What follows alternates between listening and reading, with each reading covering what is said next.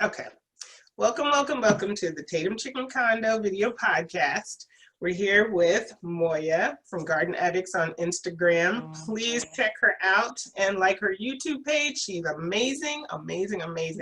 If you want to know how to garden, talk to her. Look at her stuff. And she does really great photo shoots too. So check that out as well. But today we're going to talk about chickens. Welcome, Moya. You get to say hi. Let you say hi. Hi, guys. So we're going to talk about chickens and what we feed them from chicks into laying hens, and what you feed them from chicks into meat birds. So sometimes it's a little different. I have laying hens, and do you have laying hens and meat birds or both? I have both, but currently only the laying hens. I get the meat birds twice a year, and then we butcher them off. So currently right now in fall, we don't have any there in my freezer. Oh, okay. So tell me, how did you get into that? Because we started with laying chickens, the hens. My husband and I, we both grew up in Jamaica. We grew up around farmlands, and we always have wild, well, not really wild, but just regular chickens just around the house, around the yard. They're not ours, but they're there. I mean, it's what we grew up around. So when him and I got together and we started having children, I was like, I think it would be nice if we had some chickens for pets. And he's like, sure. We started with 3 and now we have 15. Oh, wow. That's a lot. But I mean, if you're used to it, you know how to take care of them. And it's not, actually, it doesn't seem that hard. I'm brand new to it, so it doesn't It's not hard at all. Excellent. So do you raise, have you raised meat birds from chicks? Yes, from the chicks, the moment they're hatched. So if they're hatched today, the company that we buy them from, they ship them the next day, and we get them within like 2 days. So we get them from there like a baby, like 2 days old, 2 to 3 days old. And then we raise them from there to about 6 weeks or 8 weeks, depends on the chicken. Okay. So I know with chicks from 8 to 16 weeks old, well, actually from 0 to 8 weeks old, it says starter feed. So you're giving them the antibiotics and a lot of antibiotics in their liquid starter feed. And then from 8 to 16 weeks old, it's grower feed for pullets and ones that want to lay eggs, because they need that extra calcium, the omega, all of that, so that their shells, when they do lay eggs, the shells are hard, that they have really good health, so that they can continue to lay and stay warm with the regular fat. So what is different with meat birds, because you don't necessarily need them to lay eggs? Right. So with before I get to the meat birds, with our hens, we did not get them as babies and raise them as adults to lay eggs. We already get them around, I think they were like maybe 16 weeks old. So they already had everything they needed for us to start laying eggs. And then with the meat birds, when we bought them as babies, we started with like the small little crumbles. Small little crumbles and their feed. We did not give them any antibiotics or anything like that. We try to go as natural as possible. Okay. So no type of hormones, antibiotics, or anything like that. Okay. With our hens, they have a mixture of crumble and pellets that we feed them, and then chicken scraps or veggies. We don't give them any meat or anything like that, but like cucumbers, lettuce, tomatoes, things like that. Yeah. Now, why do you mix the pellets and the crumbles? Like, is there a reason? It all depends. I mean, there's not a special reason, but it just depends. It depends on what they like. They're very high maintenance. Well, my girls are. They're very high maintenance. So some days they'll eat the pellets, and some days they want the crumble. I mean, there's not a difference. It's just how they digest it better. Yeah. It's not really a difference for my chickens. Okay. Now you have to tell us what you have. What kind of chickens you have? Oh, so my layer hens, they are Rhode Island red hens. Okay. That's a lot of words. But yeah. All Rhode Island Reds. Okay. Yes, they're gorgeous. Awesome. I'm a one breed chicken owner too. I have black Australorps. That's it. Oh, very, very good. Let's see, what else did I want to ask? Have you had any challenges with okay. Yes. Name your top 3 challenges. Woo, child. Raccoon getting into the coop. Yes. A raccoon and a fox did get into the coop when we first started. And my second challenge would be in the wintertime, because here in Maryland, it does get really, really cold in the wintertime. I have a big rain barrel that brings fresh water to the coop. Our challenge is, for the past couple of years, is trying to keep the water warm so it doesn't freeze. Yeah. So what we've been doing is they have these little, I can't even think of the name, what it's called, but it's a bucket that keeps water and it stays warm. You can plug it in, it's electric. Okay. But I have 15 girls, so they go through that really fast. I have 2 of them and it's like, I can't keep up. So like every 2 to 3 days, we go out there and refill the water. Okay. My third will be, I guess, my neighbors that live behind me. Oh. They don't have chickens. Yeah. That's what I was going to ask next, if you were like within city limits, or did you have like a huge farmland? I Because do not have any farmlands. We live in the city, but we just acquired there were 5 acres available across from us that wraps around. So we just acquired that. But before that, I think it goes by square meters for each chicken.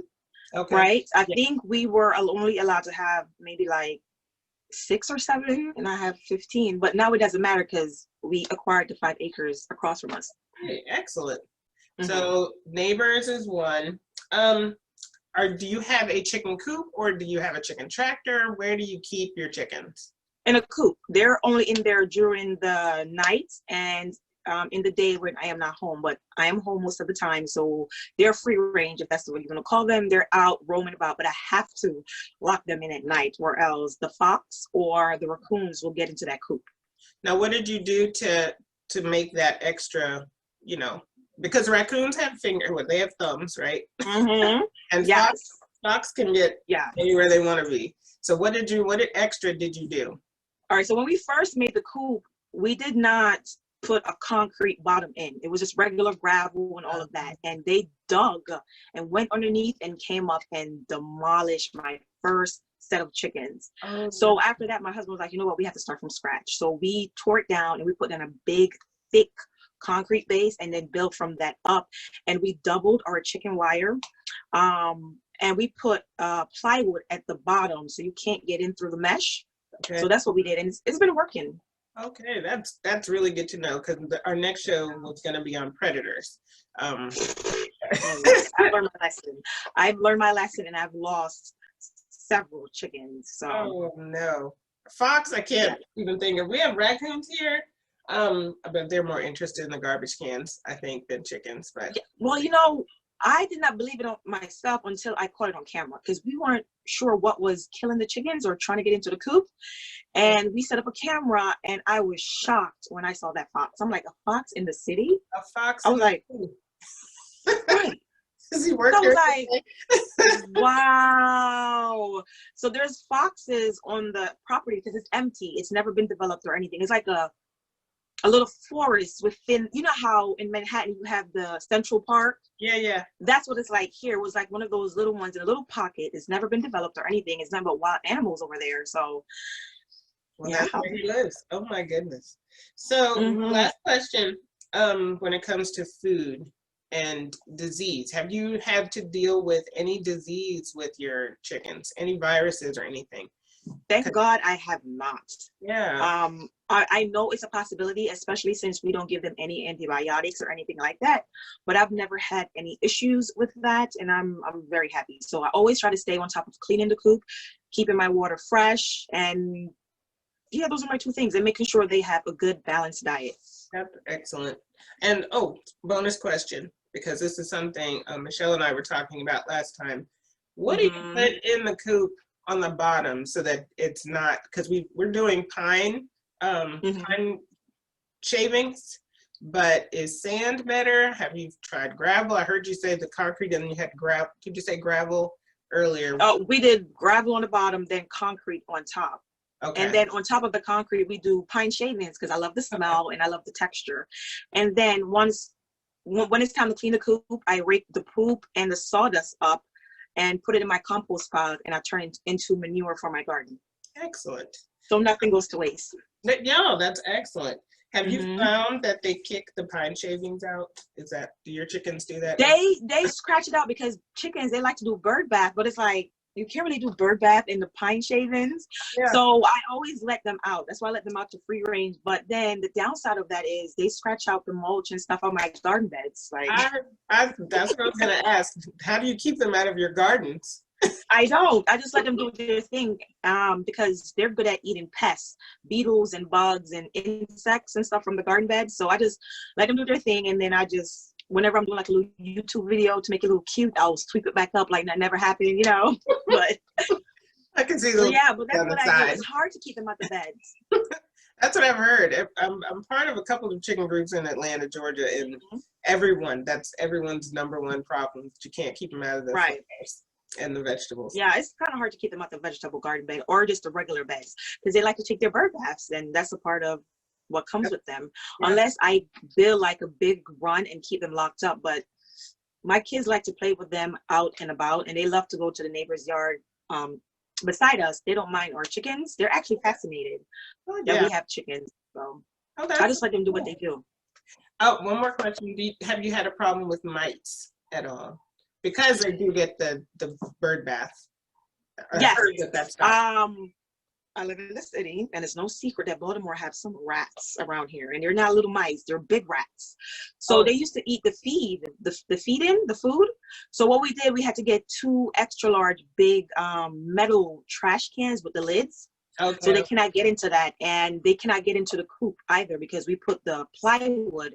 The plywood is really tall at the bottom, so there's no way to get in, and they can't get under because we have the concrete bottom. But before, they used to get in and try to eat the eggs and eat the food. Gotcha. And on that note, because we have rats and mice here as well, chipmunks as well, and I know they will get in. And with your laying hens, what age? Well, you said you already got them when they were around that age. As soon as you got them, did they start laying, or did it take a couple more weeks? Within like 2 to 3 weeks. I think what it is, they had to get comfortable in their environment. They had to get comfortable for a while, and then they weren't consistent when they first started because they just started laying eggs overall, period. So they had to get comfortable, and they like one here, one there, and then they just, sometimes it's hard to keep up because they lay so many eggs. Okay. It's hard to keep up. So I normally give them away to family members. Okay. And I love to bake, so I use a lot of eggs. Oh, even better. Well, I'm looking forward to it. I think we are right at 21 weeks with our girls. So we're waiting. Have they started yet? They have not started yet. But we also had 2 roosters. I got them all as babies. We had 2 roosters where we're just now realizing they've been gone a week, that they controlled the roost a lot more than we thought they did. They disrupted a lot.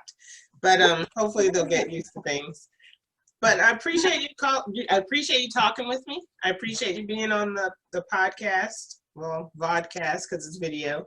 And as soon as I get this set up, I will share it with everyone I know and share it with you so that you can share it with people. And I appreciate it. And next time, I'll reach out, and again, thank you. Thank you, Miss Moya. Thank you so much for having me. Now I'm about to run off and get to these babies. Get to your babies. I appreciate your time. Talk to you soon. Thank you. Bye-bye. Bye-bye.